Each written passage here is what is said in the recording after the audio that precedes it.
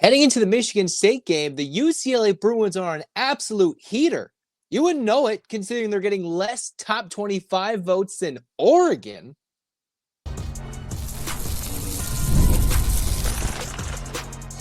You are Locked On UCLA, your daily podcast on the UCLA Bruins. Part of the Locked On Podcast Network, your team every day. Welcome, everybody, to this edition of the Locked On UCLA podcast. I'm your host, Zach Anderson-Yoxsimer. Thanks for making this show your first listen each and every day. It's free wherever you get your podcast, and it's available on YouTube. Like, comment, subscribe, download. Thanks for your support. It's your team every day. This episode is brought to you by FanDuel, and Super Bowl 59 is here. There's no better way to make every play more exciting than with FanDuel Sportsbook. The new customers can bet just $5, and if you win, you'll score $200 in bonus bets. Download the app and head to FanDuel.com to get started. All right, one of the biggest games of the UCLA regular season is coming up pretty quickly. All right, I did a crossover with Locked On Spartans with Matt Sheehan. That'll be coming up shortly in a future release. But heading into it, you think, all right, Michigan State, they lost. They fell just a couple of spots in the top 10. All right, considering at least, 11 teams in the top 25 fell. And yes, there were some matchups where there were two top 25 teams playing, but a lot. One of the glorious days of college basketball where there are so many upsets, so many unranked upsets, so many chokes by big-name college basketball teams like Kansas, blowing their biggest lead in program history and still getting walloped by 10-plus points after having one of the biggest halftime leads ever blown in Jayhawk history. Michigan State going to USC, and USC led the entire game. Bunch of examples, right? You see other teams tumbling down. UCLA's last game was a Thursday night beatdown of the Oregon Ducks. Let's remind you, UCLA has swept Oregon, who prior to the game was a top 16 team, top 20 team, had just come off a pretty ugly loss to Minnesota on the road. They came to Los Angeles after their Midwest road trip. And then next thing you know, UCLA beat them by 26, led them pretty much the whole game, and destroyed the Oregon Ducks on national television for a Thursday night West Coast audience. Couple of days off, you're taking on a Michigan State team that currently is ranked number 9 in the top 10. So still a big game for a team that is atop the leaderboard in the Big Ten.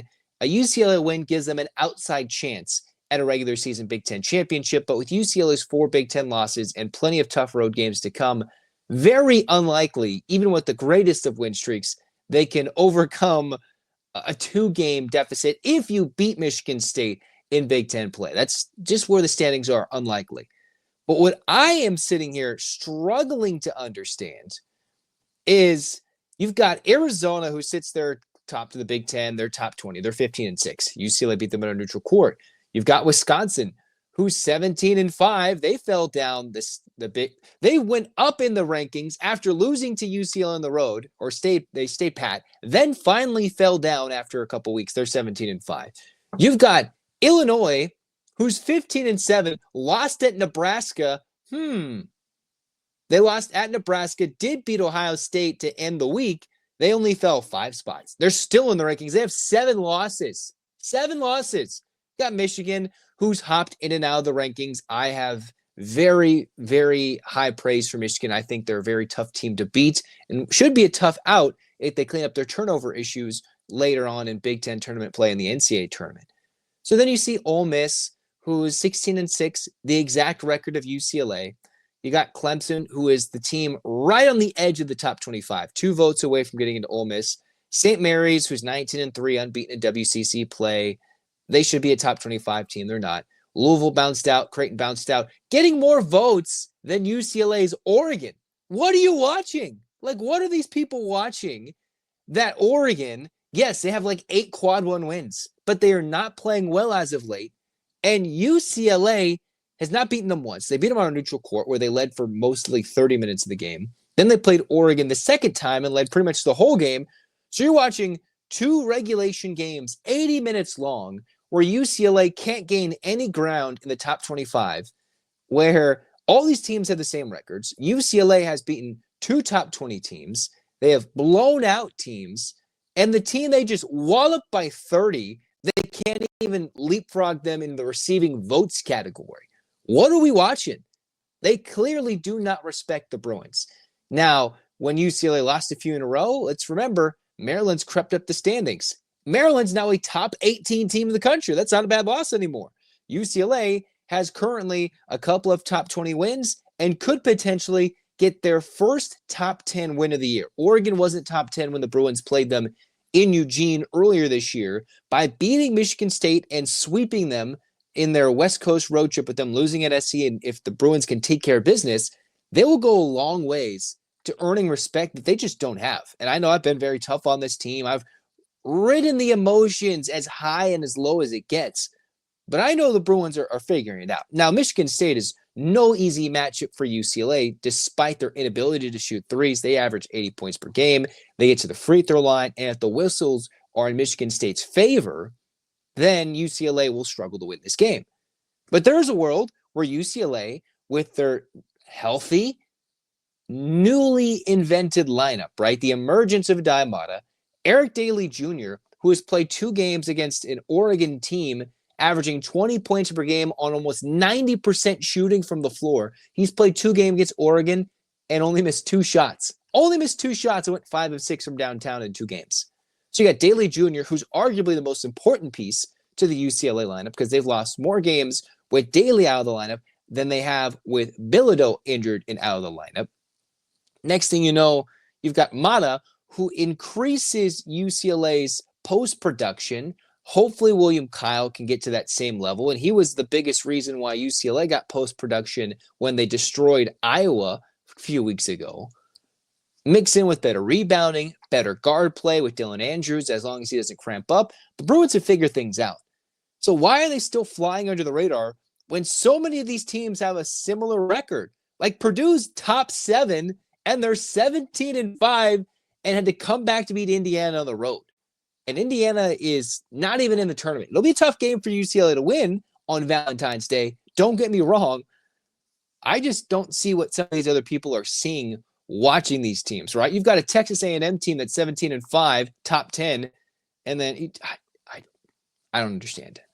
There is no truly great team in college basketball, maybe outside of Auburn when Broom's healthy, Cooper Flagg's Duke, but I think those are teams that are very beatable, very beatable.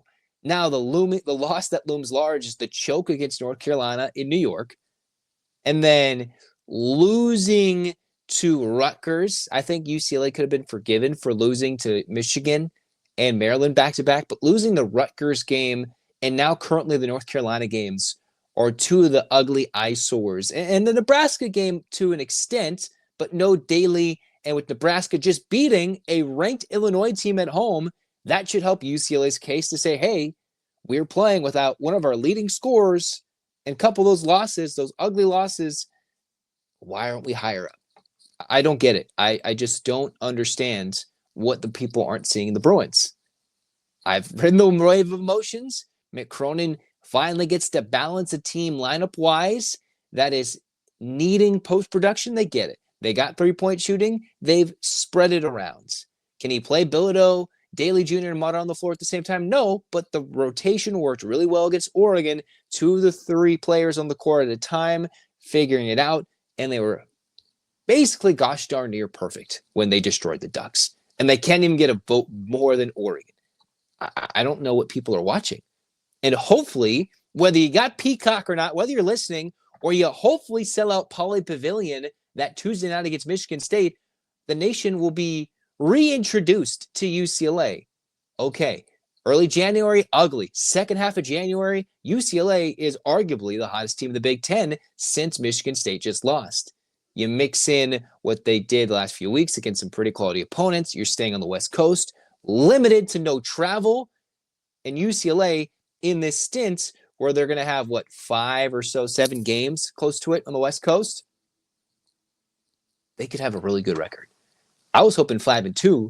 They could go 7-0. And that would truly turn the season upside down as the Bruins have 3 trips to Indiana left in the regular season, which is going to hurt their record. They are going to fall a couple more times, I believe, despite how good they're playing. But we cannot negate they've got some good wins of teams that keep rising up in the standings, and the UCLA's beat them on neutral courts or on the road. I don't understand it. I need some answers. And hopefully the Bruins provide one big beatdown of Michigan State, a long layoff, a home game against Penn State, and then they're on the road against Illinois, very tough game on a Tuesday night, and then they go play Indiana, a Valentine's Day special against a team starving for a signature win against a tournament team at home. A lot of fun coming up, but UCLA has got no respect, and they should. They should right now. Next, speaking about a team that's got respect, I think the UCLA Women are finally unanimous in the top 25 poll. They just finally played their first home game in over a month in their actual home arena. And they did it without Lauren Betts doing much, at least scoring. That's what makes this team so dominant. They can win by 30, play bad, win by 30 at home, and your best player scores 6 points. That's what makes this team special. We'll talk about them next.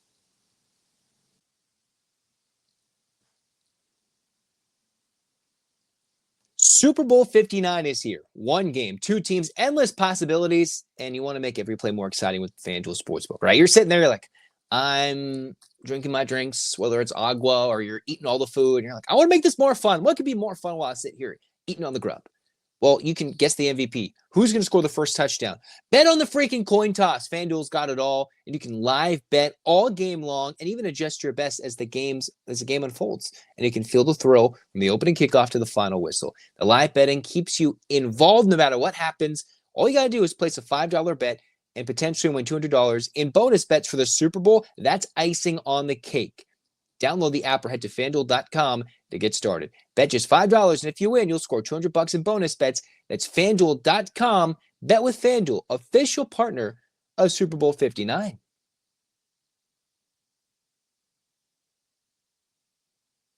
All right, let's talk about the UCLA women. Number one, unbeaten, absolute dominance in Big Ten play. USC lost, and then next thing you know, UCLA is the only unbeaten left in the nation. And I believe now with SC's loss, they are the only unbeaten team in the Big Ten women's basketball standings as I pull them up right now. UCLA in the Big Ten women's basketball standings are just ahead of Ohio State, who is 9-1, 20-1 overall. Their only loss was to Penn State, so that could have been a big-time game for UCLA if Ohio State was still unbeaten. But that's the next home game coming up for the women. And then you've got USC. They're coming up in a couple weeks' time, a little less than a couple weeks. So the two teams right below UCLA tied for second, 9-1, 9-1. SC took their second loss of the year. Ohio State has won 3 in a row since suffering that loss to Penn State. The Bruins unbeaten, challenged a little bit, but mostly unbeatable. What makes this team so dominant? As I teased before the break, Minnesota played the Bruins as well as they could. Minnesota was 18-5, 6-5 in Big Ten play. The Bruins 21-0. Struggled the first quarter. They were only beating Minnesota by a point. Only beating Minnesota by 5 at halftime, which is not what you would expect for a team coming to the West Coast, playing their second tough-ranked team in a row on the road. And then UCLA finally pulled away. A lot of it came with my battle dominating UCLA 10-15 from the floor. Had 21 points, but UCLA turned her over 6 times. She was absolutely dominant for Minnesota, keeping them in it, but they couldn't shoot well enough, and they just never got to the free throw line, and that's not going to cut it to beat UCLA when you shoot less than 40% from the floor and less than 30% from 3 and only shoot 4 free throws on the road. You turn over 7 times, you're not going to beat UCLA. So we saw the defense turn it up a notch after a very slow start when they couldn't stop one player. UCLA's dominance involved Lauren Betts taking 5 shots. She played 30 minutes, so it's not like, okay, was she in foul trouble? No, Lauren Betts had 3 personal fouls, okay, depending on the timing of those, yes. But she played 30 minutes. It's not like she was stuck playing 22 minutes where you might expect a slower game. Betts had 6 boards, 11 assists, and 6 points. And I believe in a game where she had one of her least dominant offensive performances as a UCLA Bruin, right? Her least dominant scoring performance when she played 30 minutes or more. And I went on a limb, maybe not even a limb. I went out and said she deserves to be a player of the year. Why? Because even when she doesn't dominate scoring-wise, she had 6 and 6 and 11 assists. That's a career high in assists. If you're going to triple or double team her, just clog the post, let's kick it out. And the way Corey Close has constructed this roster it's built on spread shooting.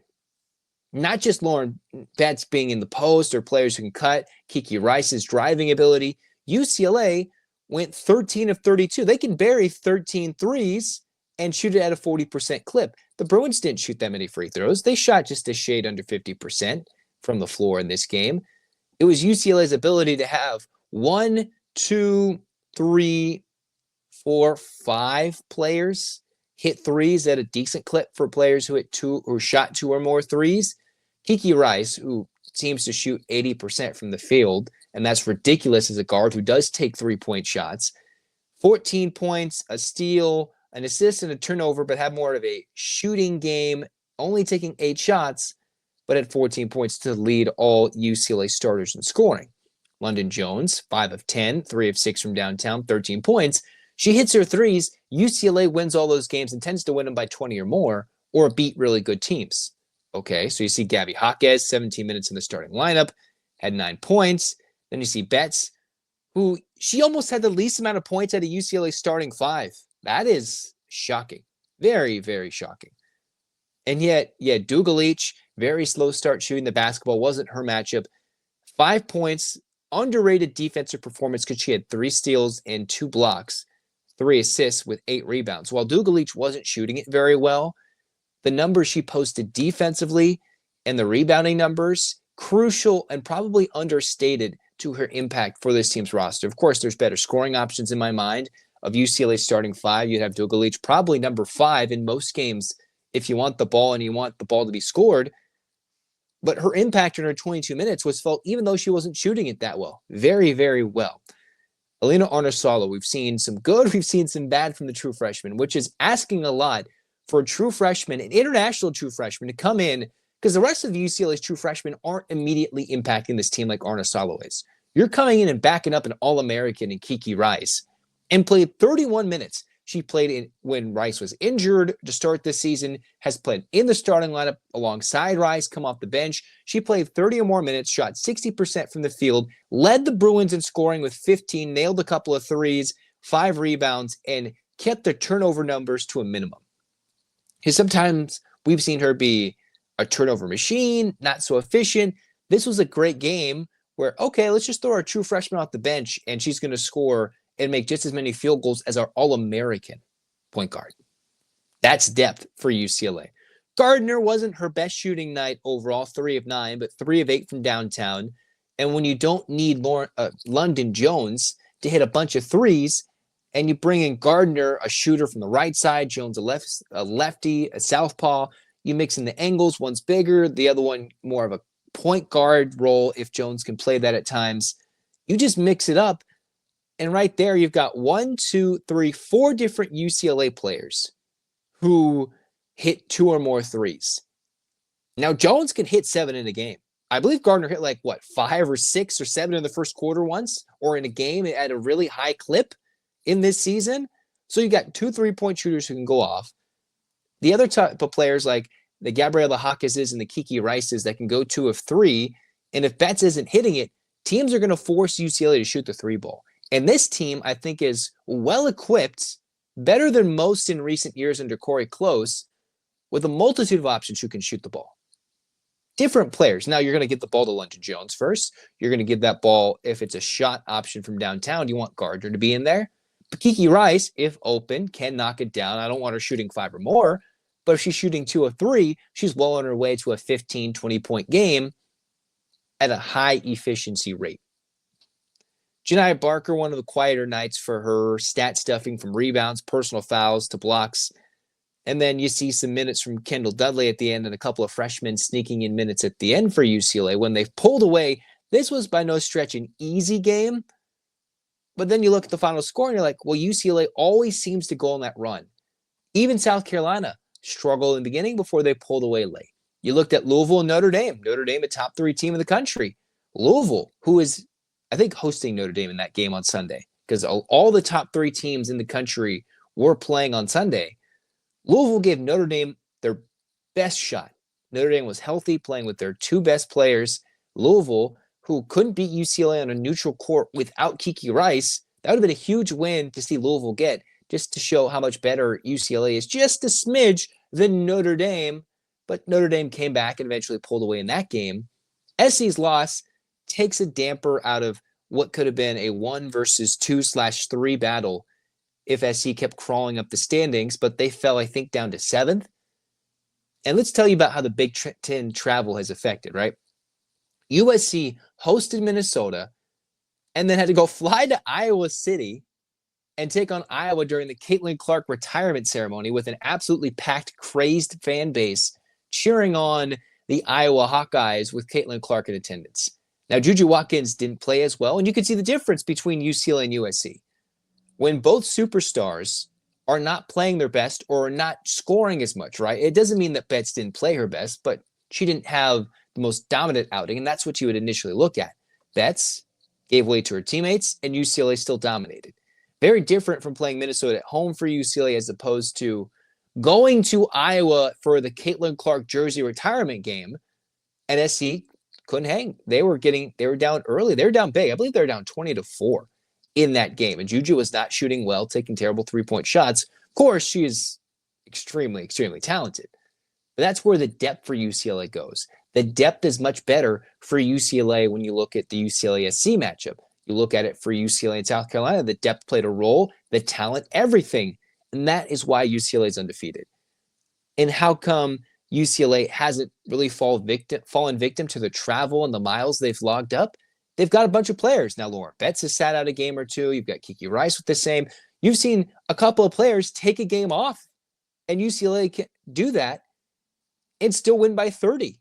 That's the benefit they've been awarded and giving themselves by being so dominant and having so much depth. Now we get to see the two top teams just below UCLA in the Big Ten standings in 2 of their next 3 games.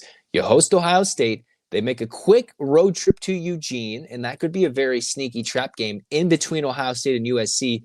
Oregon is scrappy enough to give UCLA some nightmares at Matthew Knight Arena.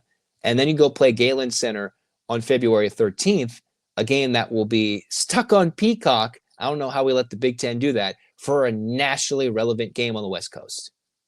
The Bruin women continue to dominate, and I think they're finally unanimously number 1 in the AP Top 25 poll, as they should be. When you beat the number 2 team in the country, even if it was at home by a lot, you should be as dominant, even if these games in conference play are close, and they continue to wreak havoc. Next, we're talking about Chip Kelly and what we should feel now that he's no longer at Ohio State. What?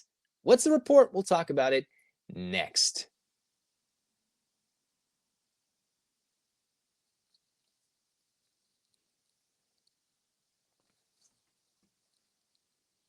All right, wrapping things up here on Locked On UCLA. We're talking Chip Kelly to the Raiders. All right. So we've seen UCLA's former head coach jilt the Bruins in post-portal recruiting to go from UCLA to Ohio State, win a national championship. Then after that, leaves his boy Ryan Day to go to the Raiders, who he was in conversations with to be maybe the offensive coordinator under Antonio Pierce, who had hired DeShaun Foster as his running backs coach prior to Kelly leaving for Ohio State and Foster coming back to UCLA to be the head coach. So a weird little carousel there, how everything's almost intertwined now that Pete Carroll of all names is coaching the Raiders and we've seen Chip Kelly. One, that's going to rob us as UCLA fans to simply boo him. I think UCLA, if I'm not mistaken, the initial Big Ten schedule they had released prior to Washington and prior to Oregon joining the Big Ten a little later, had UCLA hosting Ohio State. It did. Doesn't mean it would have gone well, but if UCLA had brought the energy, the fan base, everybody, if Chip Kelly had gone to Ohio State and they had hosted him, that would have been crazy. Now, just playing Ohio State this year in Columbus would have been extremely fun for all of us to get on Chip Kelly's case. Wouldn't be the same at the Horseshoe as opposed to it being in the Rose Bowl to boo Chip Kelly. Now we missed that opportunity. It's not as, in my mind, it's not as drastic as Dodger fans or most baseball fans getting to boo the Astros during the 2020 season when we could have booed them relentlessly all season long, but COVID hit, so they had the indoor season, and how we all wanted to boo all those Astro players after the trash can and the sign stealing scandal. A little different with Chip Kelly, of course, but not a lot of love for UCLA fans and all of us for Chip Kelly. Everybody outside of UCLA seems to think Chip Kelly's a genius. And you know, honestly, the ironic part is I am a Raider fan too. I'm not going to take your opinions on that. But, you know, I haven't seen winning football in quite some time. And I think that's not a bad hire for the Raiders, considering they have nothing going offensively. And Chip Kelly would have done a much better job than Eric Bieniemy with the players at UCLA in 2024 offensively. So they could have and would have made a bowl if Chip Kelly was simply an offensive coordinator at UCLA. UCLA would have made a bowl. They would have made a bowl, would have won one or two of those games and not choked them on offense like they did against SC or in some cases against Washington. Now, it took a minute or two before Garbers overcame his turnover issues, but the Chip Kelly offense was not as controversial or, you know, weird, because now Bieniemy is in the NFL as a running backs coach. Think about all that. Two previous UCLA coaches as offensive coordinators are in the NFL. So the wonder is, how long are these college coaches going to stick around? Does that mean DeShaun Foster is a good hire for UCLA? Because it's not like he truly was thinking about becoming an NFL head coach, or in his wildest dreams that, okay, he's automatically going to jump from NFL running back coach to UCLA head coach. And that's why I know I lose a lot of you guys, whoever's listening, whoever's watching, where we can be optimistic about UCLA and know DeShaun Foster. Yes, he might not be the greatest X's and O's. He's not the most loquacious, talkative, quotable coach, but he understands what UCLA is lacking. Now, is he going to go to the donors and beg for the NIL, beg for the donations to build the new facilities, to keep up with the Big Ten, to keep up with the pay-for-play model? I think that speaks more to UCLA being a public UC school and not being able to compete with the SECs or the private schools, that is. But he understands how important recruiting is. And just finding the local talent in your backyard and slowly reaching out to different states like they had been to Florida during the most recent recruiting period is important, because even though every 5-star is great, there's only a limited number of 5-stars. And how many burn out, and how many flame out, and how many aren't good? How many 4-stars are cool? And 3-stars develop into hard-nosed, blue-collar football players that UCLA needs to compete in the Big Ten, which is the physical conference that UCLA needs to upgrade in the offensive line and defensive line. Chip Kelly kind of understood that at UCLA in the Pac-12. That's why the Bruins were able to run the ball a bit under him.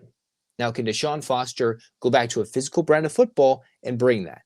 And him being hired at UCLA, is that not so bad of a hire? Because all these other coaches are looking to parlay this into another job, right? Chip Kelly isn't the only one to go from head coach to so-called demotion and being a coordinator at a different school where you can make a big salary, not have to coach, not have to recruit, or at least not recruit both sides, and have a lot less pressure, one would think, in a different big Power 4 conference job as a coordinator and not deal with all the headaches of NIL and everything.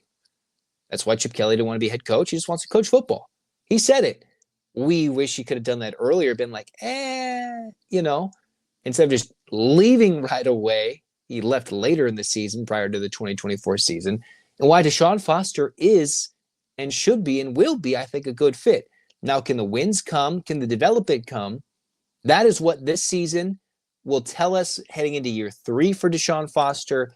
And the way I see it, I don't think they're going to axe, unless UCLA goes like 1-11 or 2-10, they're not just going to absolutely get rid of DeShaun Foster. I don't think so. Even with the new chancellor, I don't think he's going to pressure UCLA's AD, Martin Jarmond, to fire Foster. I don't get the vibes that that's going to be the case, even if they have the worst and worst of seasons. I think Foster is going to get at least 3 years, and he wants to be at UCLA, which is a beautiful thing because not many people want to be at UCLA. Chip Kelly, for example. How many people can handle the LA media market, even being a quiet guy? Well, DeShaun Foster's handled it all right. Yeah, he failed on his Big Ten stage, but yeah, you know, we laugh about it. You wear a T-shirt, you make fun of yourself and get over it. And he wants to be at UCLA and handle this new recruiting age that he gets, and the social media, the connection to the kids and to the players, I think is where he understands it more than the Chip Kellys or those older coaches that we're seeing transition out of both college basketball and college football. That's why UCLA is not in a bad spot with a younger, inexperienced head coach. Now, we saw a lot of problems, right? Discipline, maybe a couple of timeout issues with DeShaun Foster in year one. But if you can grow as a coach, grow as a program from year one to year two, that bodes well for UCLA building something semi-competitive, whatever that looks like in the expanded playoff era of the CFP in college football, heading into the future when the pay-for-play model is going to come and more expansion or changes will eventually come. That's why we're here to talk about it here on Locked On UCLA, all right? Excitement and everything as well. Next up, I'm going to release a crossover with the Locked On Spartans host, Matt Sheehan. We'll talk UCLA, Michigan State for 30 minutes. And then after that, we're going to have a Locked On UCLA reaction to Michigan State. All the next couple episodes coming up on this Locked On UCLA channel and on the audio part. Hands up, Bruins fans. 8 clap time, baby. And 1, 2, 3, 4, 5, 6, 7, 8. UCLA. UCLA. Fight, fight, fight. This has been Locked On UCLA. Zach signing off. Go Bruins.